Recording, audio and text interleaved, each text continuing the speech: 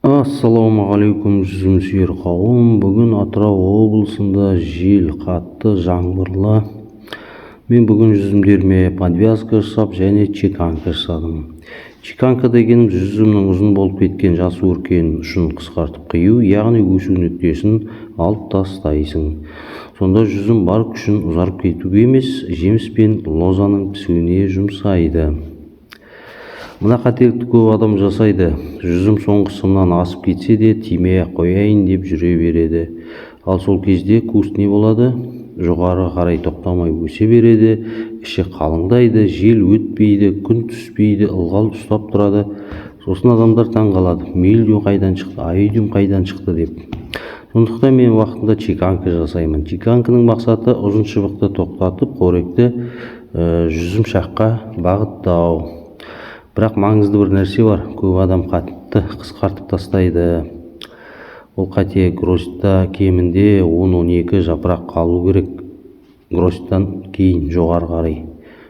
Побегте 10-12 жапырақ қалу керек.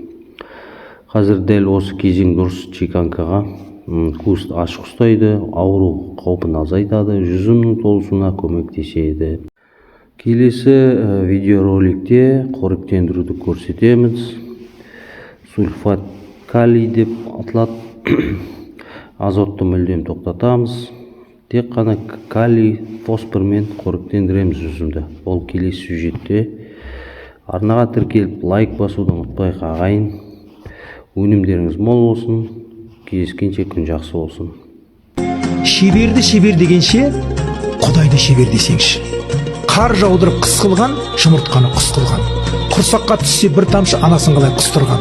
18 мың ғаламды уақытымен жатқызып тұрғызған. Солардың бәрін жүректерін қалайша қайтып ұрғызған.